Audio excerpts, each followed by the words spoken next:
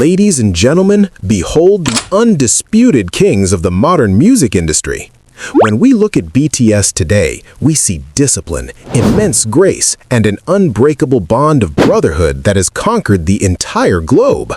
They stand tall as diplomats, cultural icons, and the shining pride of South Korea, projecting an image of absolute perfection. But let's stop the music for a second and rewind the clock. Let's strip away the designer suits, the roaring stadiums, and the polished media training. Before they were idols, they were just sons. And let's be brutally honest here, not all of them were the golden children their parents hoped for. Tonight, we are digging deep into the dusty archives of the past to uncover the raw, unfiltered truth behind the rebellious spirits that eventually formed legends. We are exploring that turbulent, often tearful friction between strict parental expectation and a child's burning, illogical ambition. Think you know everything about them? Think again. Who are the members that kept their mothers up at night worrying about their future? Who faced the harsh, heartbreaking ultimatum of books or music and chose the dangerous path? Is it possible that the most stubborn child turned out to be the most sensitive artist? We have ranked them based on the intensity of their clashes, the massive risks they took against their family's wishes, and the sheer audacity of their childhood dreams. From the underground scenes of Daegu to the dance floors of Busan, the stories vary, but the spirit of rebellion is the common thread that binds them. Are you ready to witness the bad boy side of your biases and understand the struggle behind the glory? Who do you think takes the crown for being the absolute hardest to handle? The answer might completely shock you. Fasten your seatbelts and prepare your hearts, because this is the definitive countdown of the top 7 BTS members who were the most rebellious and hard to handle by their parents. Number 7. J-Hope, the literature teacher's son who chose the rhythm, the silent rebel of Gwangju, a mother's secret sacrifice. We kick off our countdown at number 7 with a member whose smile today shines brighter than the sun itself, a man who embodies hope, discipline, and unrivaled precision. When you look at Jung Ho-seok, or J-Hope as the world adores him, you see the consummate professional, the dance captain who keeps the group in line with a stern glare and an encouraging nod. It seems almost impossible to imagine him as a child who caused his parents grief, doesn't it? He radiates such an aura of filial piety and respect that one would assume he followed every single rule laid out for him on a red carpet of obedience. But strip away the accolades and the sunshine persona, and you find a story of intense, heartbreaking friction that nearly cost us a legend. You see, Ho-seok wasn't born into a family of entertainers. He was the son of a strict literature teacher in Gwangju. In South Korea, being the son of an educator comes with a heavy, suffocating mantle of expectation. The path is drawn in stone. Study hard, excel academically, secure a stable government job or a corporate position, and bring honor to the family name through intellectual achievement. But young Ho-seok? His heart didn't beat for textbooks, it beat for the bass drops of street hip-hop and the kinetic energy of the underground dance battles that were sweeping through his hometown. While his father stood at the chalkboard preaching the importance of structure and traditional success, Ho-seok was out in the streets with his dance crew, Neuron, popping and locking his way into a world his father couldn't understand and, frankly, didn't respect. The tension in the Jung household was palpable, a silent war fought over dinner tables and report cards. His father, fearing his son was throwing away a stable future for a pipe dream that rarely pays off, opposed his dancing with a ferocity that would have crushed a weaker spirit. Can you imagine the emotional weight on a teenage boy? To look into the eyes of the man you respect most in the world and see only disappointment and worry? That is a specific kind of pain that scars you.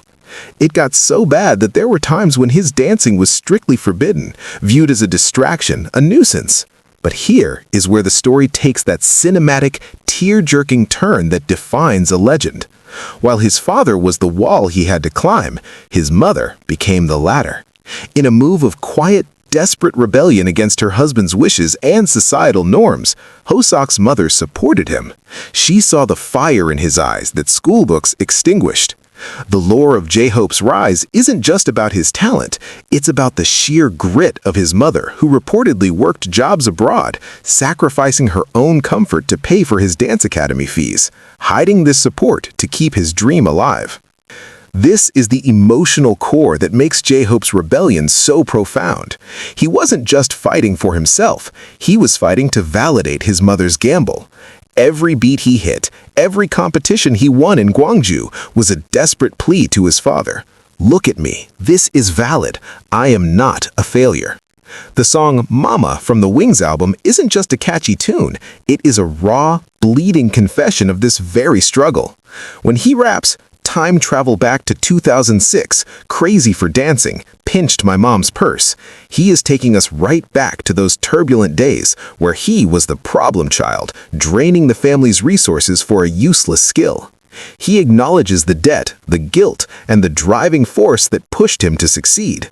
He wasn't a delinquent in the traditional sense, but in a household built on academic rigor, refusing to study and spending your nights sweating in dance studios is the ultimate act of defiance. It took years of grinding, of becoming a local legend in Gwangju, and finally landing that trainee spot for his father to turn around. Today, his father is arguably his biggest fan, a complete 180-degree turn that only happened because Hoseok was stubborn enough to endure the disapproval. He is ranked at number 7 because while his rebellion was intense, it was born of a pure, unyielding passion for his craft rather than a desire to be reckless. He proved that sometimes the most respectful thing you can do for your parents is to disobey them, succeed, and show them a world they never knew existed. He broke his father's rules to build his family a castle. That, ladies and gentlemen, is the beautiful, complicated defiance of J-Hope. Number 6. RM, the nation's top 1% genius who broke his mother's heart, the diplomat who traded textbooks for boom baps, a dangerous gamble of intellect. If J-Hope's rebellion was a battle of passion against tradition, the story of Number 6 is a psychological warfare of intellect against expectation, a high-stakes gamble that could have ended in a national tragedy of wasted potential. We arrive at the leader, the pillar, the eloquent speaker who addressed the United Nations, Kim Namjoon, known to the world as RM. Standing tall with an IQ of 148, he is the definition of a mother's friend's son, the perfect child every parent envies. But do not be fooled by the suits and the speeches. Young Namjoon was a source of immense, agonizing frustration for his parents, specifically his mother. Why? Because unlike other rebellious teens who struggled to pass their classes, Namjoon was brilliant, terrifyingly brilliant. We are talking about a student who ranked in the top 1.3% of the entire nation in university entrance exams for language, math, foreign language, and social studies. He was destined for Sky Universities, Seoul National, Korea, Yonsei, a guaranteed ticket to a life of elite corporate power or high-ranking government official status.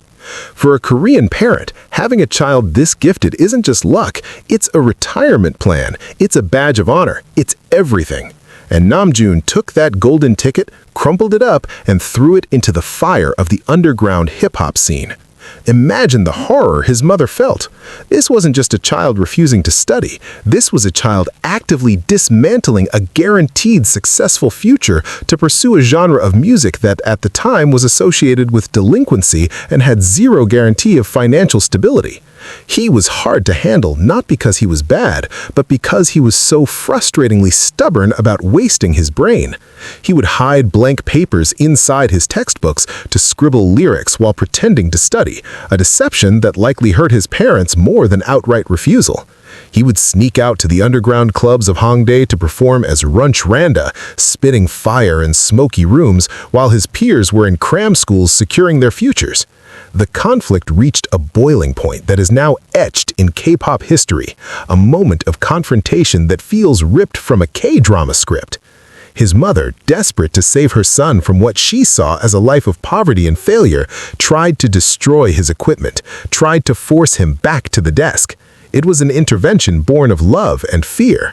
But Namjoon, using that terrifyingly high IQ, didn't scream or throw a tantrum. He sat his mother down and delivered a logical ultimatum that silenced the room. He asked her a single, piercing question. "Mom, do you want a son who is the #1 rapper or a son who is the 5,000th best student?" It was a masterclass in negotiation, a manipulation of reality that forced his mother to gamble on his dream. He told her, "My grades are falling anyway. If you stop me now, I will fail at both." It was a cold, calculated risk. He effectively held his own future hostage to get what he wanted. To his parents, this must have felt like watching a car crash in slow motion, watching their genius son walk away from stability to join a small, struggling agency with no money and uncertain prospects. The rebellion here was the sheer audacity to believe he knew better than the adults, the arrogance of youth backed by the talent to prove it. For years, he carried the weight of that promise. If he failed, he wouldn't just be a failed idol, he would be the genius who threw his life away. That pressure cooker environment created the god of destruction we know today, clumsy with his hands because his mind was always miles away, calculating rhymes and beats. Today, his parents can breathe easy as he leads the biggest band in the world. But let us never forget the sleepless nights his mother spent wondering if she had made a fatal mistake by letting the boy with the 148 IQ put down the pen and pick up the microphone. He is #6 because his rebellion was an intellectual mutiny, a terrifying pivot that required nerves of steel from both him and his parents. #5. Jimin, the prodigy who abandoned his throne, the teacher's greatest heartbreak, a father's silent fear of failure. We move into the top 5 with a story that feels less like a teenage rebellion and more like a tragic, high-stakes drama of lost potential. At least that is how the adults in his life saw it at the time. We are talking about Park Jimin, the angel of BTS, the man whose movements are as fluid as water and as sharp as a knife. Today, he is revered as the recruiting fairy, the member who draws people into the fandom with a single hair flip. But let's transport ourselves back to the classrooms of the prestigious Busan High School of Arts. Jimin wasn't just a student there, he was the student. He had entered as the top student in the modern dance department, a feat that was practically unheard of. He was a prodigy, a golden child destined for the grand stages of contemporary dance theaters, perhaps becoming a maestro or a professor. His path was paved with gold, accolades, and the adoration of his instructors. So imagine the absolute catastrophe that ensued when this golden boy announced, "I want to be an idol." To his mentors and his parents, this wasn't just a career change, it was an act of insanity. It was a rebellion against his own talent. His homeroom teacher was so distraught that she reportedly tried to stop him, pleading with him not to throw away a guaranteed future in pure art for the cheap, manufactured world of pop music. But the biggest hurdle was his father. Jimin's father is known today as one of the kindest, most charitable men in fandom history, but back then, he was a stern, realistic pillar of the family who envisioned a stable life for his son. Specifically, he wanted Jimin to become a government official or a prosecutor. Stability, dignity, pension, that was the dream. When Jimin said he wanted to move to Seoul to become a trainee, a life with zero guarantees, high failure rates, and brutal living conditions, his father was vehemently opposed. It was the classic clash of father knows best versus son's wild dream. The tension was thick. Jimin wasn't fighting against a lack of support, he was fighting against the terrified love of a father who didn't want to see his brilliant son end up as a failed backup dancer. The rebellion here was sophisticated. Jimin didn't scream, he strategized. In a legendary move of determination, young Jimin wrote a detailed, multi-page letter to his father outlining his life plan, his dreams, and promising that even if he failed at music, he would return and succeed in his studies. He effectively negotiated his freedom. But the heartache didn't end when he left Busan. This choice made him hard to handle in the most painful way possible for a parent. He became the source of constant, gnawing worry. During his trainee days, Jimin was on the verge of being kicked out of the group not once, not twice, but 8 times. Can you imagine the phone calls home? The silent panic his parents must have felt, wondering if they should just drag him back to Busan before he was completely broken. Every time he was almost cut, it was a vindication of his father's fears. Yet Jimin was the most stubborn of them all. He slept in the practice room, practiced until his nose bled, and starved himself to fit the image, all to prove that his rebellion was justified. He turned his father's doubt into fuel. Today, his father is the proudest man in Busan, displaying Jimin's photos in his cafe. But we must acknowledge the sheer terror of those early years. Jimin is number 5 because he had the most to lose. He was the prince of modern dance who voluntarily became a popper in hip-hop, defying his teachers and his father to rewrite his destiny. He broke the hearts of the art world to capture the hearts of the entire world. Number 4. Jin, the CEO's son who chose the hard road. A mother's silent shame. The rebellion against a golden spoon destiny. We land at number 4 with the visual king, the worldwide handsome, Kim Sok-jin. To the casual fan, Jin is the embodiment of ease and confidence, a man who cracks dad jokes and bickers playfully with the younger members.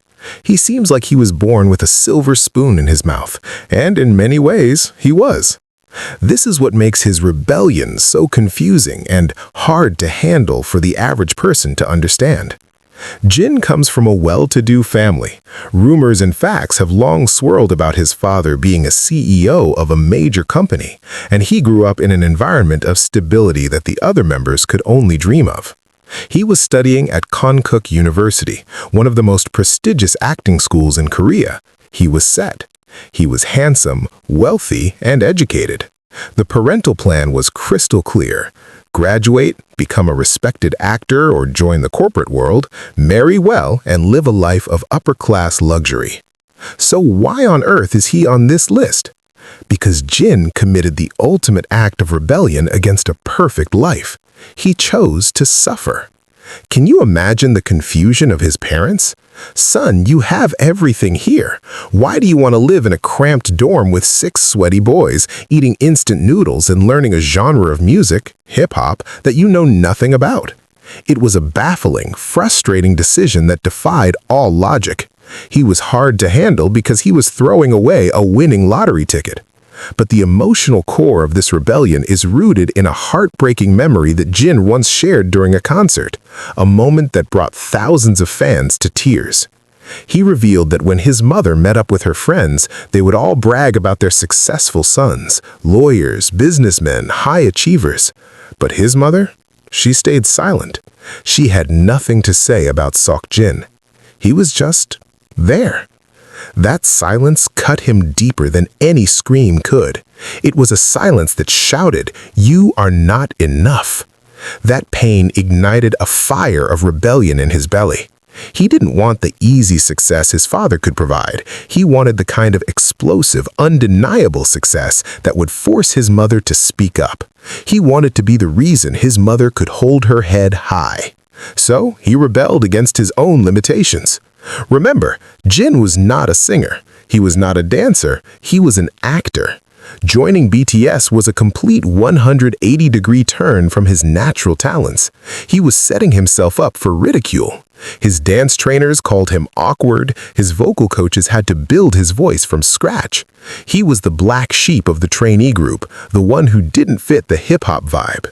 His parents must have watched this with agony, seeing their precious, well-raised son being yelled at, starving, and struggling to keep up with street dancers and underground rappers. It was a waste of his upbringing in their eyes.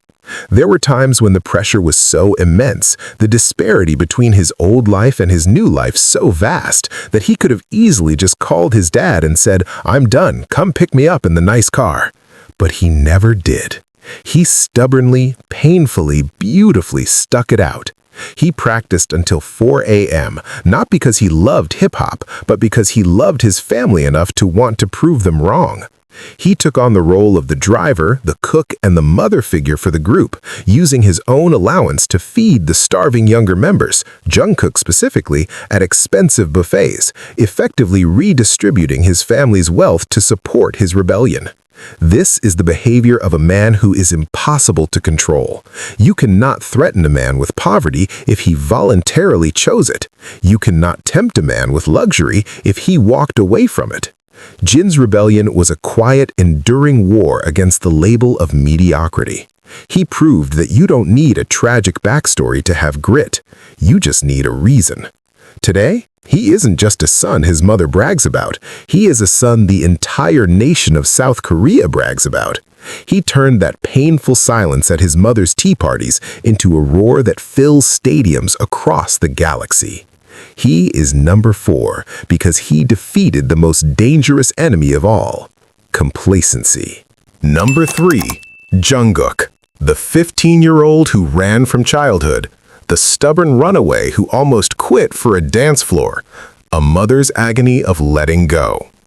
We have arrived at the bronze medalist of rebellion, the golden maknae, Jungkook. Today, he is the tattooed, piercing-wearing, motorcycle-riding global pop star who commands the stage with the ferocity of a king.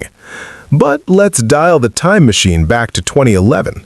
Picture a 13-year-old boy in Busan. Most kids his age are worrying about homework, video games, and puberty. Jungkook? He was auditioning for Superstar K, not because he was starving for fame, but because he was simply drifting on the winds of his own raw talent. He failed the audition, but, and here is the twist that changed history, he received business cards from 7 different entertainment agencies. 7! Including the biggest names in the industry. Any sane parent would have steered their son toward the biggest, safest company to ensure success. But Jungkook? In a move of pure, baffling intuition that no parent could logic with, he chose Big Hit Entertainment, a small, near-bankrupt company, simply because he thought the rapper RM looked cool. Can you imagine his parents' confusion? You chose the poor company because of a feeling? That was just the beginning of the headache. The true rebellion that lands him at number 3 is his legendary stubbornness and his near departure from the group that caused panic behind the scenes. You see, Jungkook was a muscle pig even in spirit. He was known to be a mischievous student who didn't enjoy studying. He once famously said he bought food with the money his parents gave him for reference books. He was the definition of a free-spirited, rebellious teenager who hated confinement. But the climax of this tension came when the company sent him to Los Angeles for dance training. He fell so deeply in love with the freedom of the dance scene there that he called home and told the company, "I don't want to be an idol anymore. I just want to be a dancer." Panic. Absolute panic. He was the center, the main vocalist, the future of the group. And here was this 15-year-old kid, thousands of miles away from home, threatening to throw it all away because he found something cooler. It took Jimin treating him to ice cream and practically begging him, "The group is nothing without you," to drag him back to reality. For his parents, this period must have been a nightmare. They had sent their baby to Seoul to be a star, and he was out there almost quitting, living with 6 older boys and practically raising himself. Jungkook was hard to handle because he was so painfully young and yet so fiercely independent. He was a shy boy who would cry if asked to sing, yet bold enough to leave his family behind at an age where he still needed a mother's cooking. He rebelled against the timeline of life. He skipped childhood to become a soldier of music. His bad boy phase wasn't about malice, it was about a terrifying acceleration of maturity. He absorbed the habits of his youngs, good and bad, becoming a chaotic mix of 6 different personalities. Today, when he gets a new tattoo or piercing without asking for permission, it's just a remnant of that same 15-year-old boy who decided he knew better than the world. He is number 3 because his rebellion was a high-wire act performed without a safety net, forcing his parents to watch from the sidelines as their little boy wrestled with giants and won. We are now at the precipice. We have passed the dreamers, the geniuses, and the runaways. Now, we enter the territory of the truly uncontrollable. The runner-up on our list is not just a rebel, he is a force of nature. A man whose very existence feels like a glitch in the matrix of Korean society. In a culture that values conformity, silence, and blending in, this man chose to be loud, strange, and utterly unapologetic. He is a walking contradiction, a farmer's son who became a Gucci model, a saxophone player who became a vocal powerhouse, a weirdo who became a genius. How does a parent raise a child who lives on a completely different frequency than the rest of the human race? How do you discipline a son who answers questions with riddles and wears his grandmother's clothes with the swagger of a runway model? The struggle here wasn't about career choices or academics, it was about understanding. It was a battle to protect a unique soul from a world that wanted to crush it. This is the story of the alien, the artist, the man who proved that being normal is the most boring thing you can be. Prepare yourself for the beautiful chaos of the silver medalist. Number 2. V. The farmer's son who hacked the system, the alien who defied logic, a grandma's boy who conquered the world. Securing the second spot is the man with the face of a god and the mind of a surrealist painter, Kim Tae-young, also known as V. If you think you know V, you only know the polished idol. To understand why he is number 2, you have to go back to Gyeocheong, a rural farming village where he was raised primarily by his grandmother.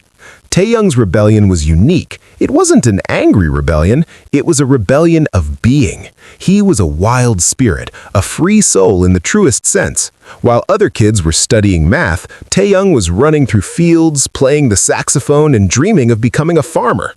Yes, a farmer. But fate and his own chaotic energy had other plans. His rebellion story begins with a legendary accident. He didn't even intend to audition. He went to the big hit audition just to support a friend. He was just a spectator, standing around, probably looking effortlessly cool. But the staff saw him, this boy with the unearthly visuals, and urged him to audition. Here's the kicker. He had to call his dad for permission right there on the spot. His dad, a sensible man who knew the industry was a shark tank, was hesitant, but Taeyoung, with that unpredictable charm, convinced him. He danced, he rapped, he joked, and he became the only person from Daegu to pass that day. His friend? Failed. Taeyoung? Accidental legend. But the real hard-to-handle part came during his trainee days. Taeyoung was a hidden member, kept secret from the public until the very last minute. Imagine the psychological toll. While the other members were logging vlogs and interacting with fans, Taeyoung had to stand by the trash cans, hidden from view, watching them. He couldn't tell his friends, he couldn't show his face. Most teenagers would have crumbled or quit in rage, but Taeyoung, he just got weirder. He became the troublemaker of the dorms, the one who would cook ramen at 4 a.m., the one who would cut his own clothes to make fashion statements, the one who would speak in Tay-Tay language that no one understood. He was a handful. He was famously nearly cut from the final lineup because the company didn't know how to market his unique, eccentric personality. He was too strange, too unpredictable. His parents must have been on a constant emotional roller coaster, receiving calls about their son's bizarre behavior, wondering if his 4D personality would be his downfall. He wasn't the studious son or the disciplined athlete, he was the wild card. He rebelled against the very concept of the polished idol. He refused to change who he was. When people called him weird or alien, he didn't shrink, he amplified it. He wore the oversized glasses, the mismatched socks, the paint-stained shirts. He challenged the rigid standards of Korean beauty and behavior simply by existing. His rebellion was his authenticity. He proved that you don't have to fit the mold to be loved. You can force the world to change its shape to fit you. Today, he is the most searched K-pop idol in history, a fashion icon, and a man who buys cars for his parents. But let's not forget the sheer panic he must have caused his father, a simple man from Gyeocheong, who watched his son walk into a lion's den armed only with a saxophone and a boxy smile. V is number 2 because he didn't just break the rules, he didn't even know the rules existed, and he won the game anyway. Number 1. Suga, the son who walked through hell, the delivery boy who hid a shattered shoulder, the genius who turned parental rage into global domination. And here he stands, the undisputed number 1. the man born as Min Yoongi in Daegu, reborn in the fires of conflict as Suga, and immortalized as the raw, unfiltered August D. To understand why Suga takes the crown as the member most hard to handle, you have to understand that his rebellion wasn't a phase, it was a matter of survival. Unlike the others who faced skepticism or worry, Yoongi faced total, absolute opposition. His parents weren't just strict, they were terrified. Coming from a humble background, they saw music not as a dream, but as a one-way ticket to starvation and ruin. They wanted him to be a civil servant, a stable job with a pension. When young Yoongi started writing lyrics, his parents didn't frame them, they threw them in the trash. They tore up his lyric books.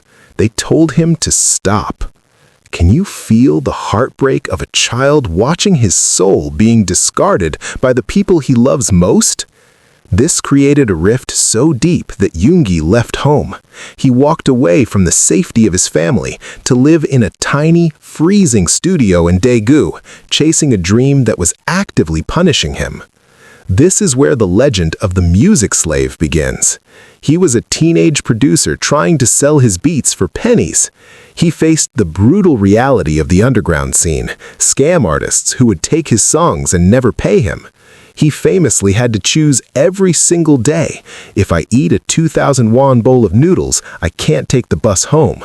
If I take the bus, I starve. This was his life. A hunger that gnawed at his stomach and a pride that burned in his chest. But the true peak of his rebellion, the moment that makes him the hardest to handle, was the secret he kept that could have ended everything. After moving to Seoul as a trainee, broke and desperate, he took a job as a delivery driver. One rainy night, he was struck by a car. He crashed. His shoulder was shattered. Lying on that wet asphalt in excruciating pain, his first thought wasn't, "Call mom." It was, "If I tell the company, they will fire me. If I tell my parents, they will force me to quit." So what did he do? He rebelled against the pain. He picked himself up, lied to everyone, and said he fell down the stairs. He practiced with a dislocated, shattered shoulder for years. He gritted his teeth through the agony, treating his body like a machine, purely because he was too stubborn to admit his parents might have been right about the danger. This is a level of stubbornness that is terrifying. This secrecy, this self-sacrificial drive is the nightmare of every parent. He was hard to handle because he walled himself off, battling severe depression, OCD, and social phobia alone, pouring all that venom into his music because he couldn't speak to his family. The track The Last by August D is a documentary of this war. He raps about his parents coming to his psychiatrist appointment, about the demons he fought in the bathroom while the others slept. It is raw, it is bloody, and it is real. For years, the tension between him and his parents was a cold war. They didn't attend his early concerts. They were the ghosts haunting his success. But then, the dam broke. In a moment that is now etched in history, during the most beautiful moment in life on stage epilogue concert, Yoongi spotted his parents in the crowd. The tough guy rapper, the stone-faced stoic, collapsed. He bowed on the floor, forehead touching the stage, and sobbed. Not a single tear, but a heave of uncontrollable weeping. It was the sound of a son finally saying, "I made it. I didn't die. Please accept me." It was the end of the rebellion and the beginning of understanding. His parents realized that their troublemaker son wasn't destroying his life. He was building an empire. Today, his dad calls him Professor Min and boasts about him. But we must never forget the years of silence, the torn notebooks, and the shattered shoulder that built the throne he sits on today. Suga is number one because he fought the world, he fought his body, and he fought his family to save them all. He is the ultimate proof that sometimes the black sheep is actually the goat.